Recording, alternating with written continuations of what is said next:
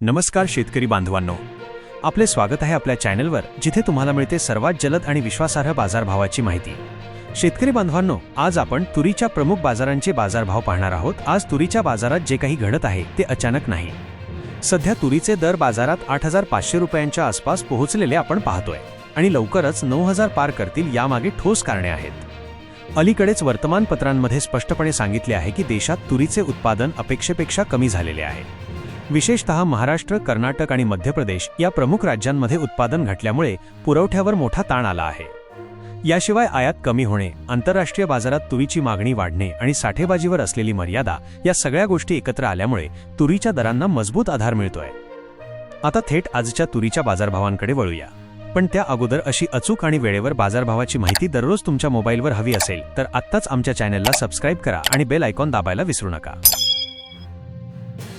तूर बाजारभावाचा सखोल अभ्यास केला तर बाजारात मजबूत ट्रेंड दिसून येतो।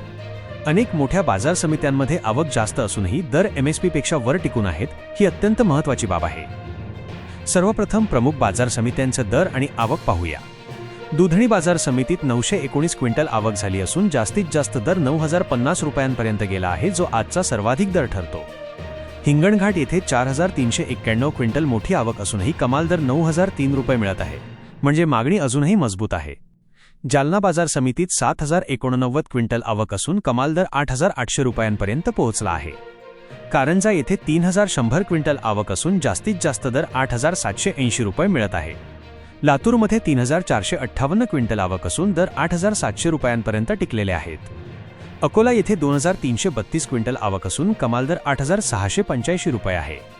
अमरावतीमध्ये 4986 क्विंटल आवक असून दर 8650 रुपयांपर्यंत गेलेले दिसत आहेत। औराद शहाजानी येथे आवक कमी म्हणजे 100 ते 130 क्विंटलच्या आसपास असली तरी कमाल दर 8671 ते 8624 दरम्यान मिळत आहेत, म्हणजे कमी आवकेतही दर मजबूत आहेत।